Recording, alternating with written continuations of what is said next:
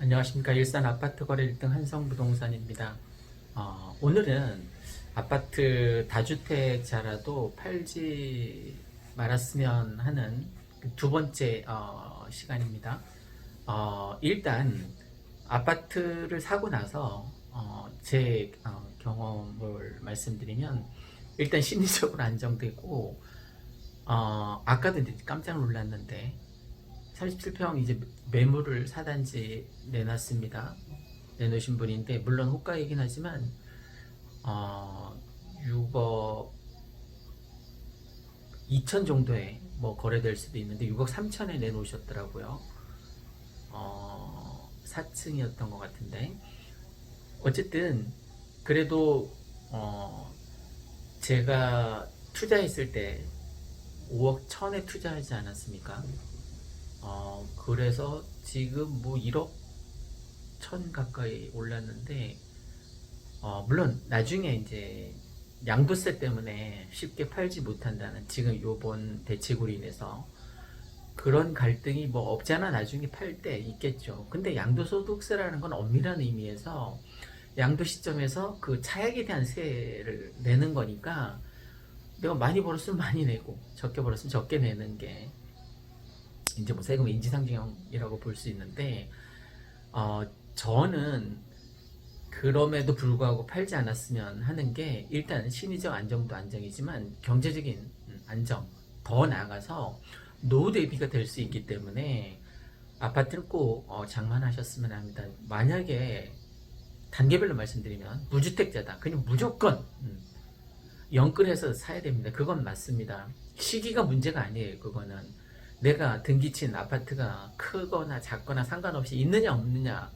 그게 나중에 중산층으로 갈아탈 수 있는 어떤 사다리가 있느냐 없느냐의 차이이기 때문에 무주택자라면 뭐 지금 시점에서 무조건 사야 되고 1가구 1주택자라면 갈아타기를 해야 됩니다. 갈아타기 22평에서 27평으로 27평에서 32평으로 32평에서 37평으로 37평에서 49평 뭐 이렇게 지금 5단지에 있는 아파트를 예를 들어서 말씀드리면 일시적인 1가구 2주택을 활용해서 양도세가 없으니까 그렇게 활용해서 갈아타기를 반드시 했으면 좋겠습니다. 1가구 2주택이다. 그러면 나중에 이제 앞으로는 취득세가 엄청나니까 1가구면 어쨌든 더 이상 아파트를 장만하기 힘듭니다. 일시적인 1가구 2주택이 아니면 원체 여긴 조정지역이니까 2주택이면 8%, 3주택이면 12%나 되니까 사실 더 아파트를 살 수는 없습니다. 그게 맞습니다. 다주택자들을 때려잡은 것은 현 정부에서 가장 큰 혁혁한 공이라고 볼 수 있겠죠. 그런데 뒤집어서 생각하면 앞으로 아파트를 더 투자할 수 없다라는 것은 아파트를 팔아서도 안 된다는 거예요. 왜냐하면 아파트는 지금까지 리먼 사태나 IMF 사태처럼 큰 굴곡이 있을 때를 제외하고는 거의 보이지 않게 우상향으로 올랐거든요. 좀 심하게 말씀드리면 서울이 평당가가 1,000만 원이었을 때가 있었어요. 그럼 30평대 초반이면 3억이면 샀단 말이에요. 지금 30억입니다. 30억. 10배 이상 아파트 가격이 상승한 거예요. 물론 그 중간에는 IMF하고 리먼 사태가 끼어 있었겠죠. 그렇게 타격을 받았지만 시작과 끝 지점은 10배 차이가 난다는 거예요. 그럼 그때 젊은 시절에 평당가 1,000원이었을 때 3억을 주고 그 아파트를 산 사람들은 지금 이제 좀 노후를 보내고 계실 텐데 얼마나 잘하신 거예요, 그죠? 굉장히 잘한 거죠. 노후 대비가 완전 짱짱하게 30억이면 뭐 돌아가실 때까지 쓰고 남지 않습니까? 자식들 조금 물려준다고 해도 어쨌든 노후 대비를 아파트 한 채로 했단 말입니다. 그러면 지금 부동산 이제 그 법인 투자자들이나 아니면 저처럼 다주택자들이 양도소득세가 이제 무서워서 내년 5월 31일 전까지 막 팔려고 많이 했을 텐데 이게 좋은 기회인 거죠, 그죠? 무주택자들에게도 너무너무 좋은 기회고 갈아탈 사람들에게도 너무너무 좋은 기회고 뭐 1가구 3주택 그 사람들은 이제 많이 쫄아서 아파트를 이제 내놓게 될 겁니다. 물론 급매물 정도 가격으로 내놓지는 않을 거예요. 아무리 다급하더라도. 어쨌든 좋은 매물이 나왔을 때 아파트를 꼭 투자해서 사셨으면 좋겠습니다. 자, 앞으로 아파트를 더 이상 살 수 없다는 것은 아파트를 팔지 않는 게 현명하다는 거. 왜? 취득세를 내지 않았잖아요. 살 때, 2주택 살 때, 3주택 살 때 취득세를 얼마 안 냈잖아요. 아주 조금밖에 안 냈잖아요. 앞으로 이제 내가 아파트를 2주택 이상 추가로 사게 되면 엄청난 취득세를 내야 되니까 나는 잘 산 거예요. 그죠? 취득세를 아주 조금 내고 샀으니까. 그러니까 팔아서도 안 된다는 거예요. 역으로. 취득세 세이브를 했으니까 재산세 얼마 안 되잖아요. 사실 일산에 거주하는 분들 같은 경우에는. 그리고 일산에는 이 백마마을 같은 경우에는 왜 팔아서는 안 되냐면 앞으로 오를 수 있는 호재가 굉장히 많습니다. 파주 문산간, 서울 문산간 고속도로가 개통이 예정되어 있고 곧 그 다음에 이제 뭐 소사선이 곧 들어오겠죠, 그죠? 내년 하반기쯤이면. 어쨌든 좀 늦어질 수도 있겠습니다만 더 나아가서 일산 테크노밸리라던가 킨텍스 제3전시장이라던가 그 다음에 CJ 공연장 같은 경우도 그렇고 또 GTX도 그렇고 여기는 앞으로 일산은 발전할 수 있는 가능성이 많은 호재가 굉장히 많기 때문에 아파트 가격은 내려가진 않을 거라는 거예요. 만약에 아파트 가격이 내려갈 조짐이 보이려면 전세가가 일단 떨어지고 매매가가 덩달아 떨어지고 그런 매물들이 급매물들이 막 쌓여야 되는데 쌓이고 첩첩산중이 돼야만 이제 아파트 가격이 하락하기 시작하는데 지금 이 일산 백마마을 같은 경우에는 전혀 그런 조짐을 보이고 있지 않습니다. 그래서 저도 아파트를 팔 생각이 없습니다. 왜?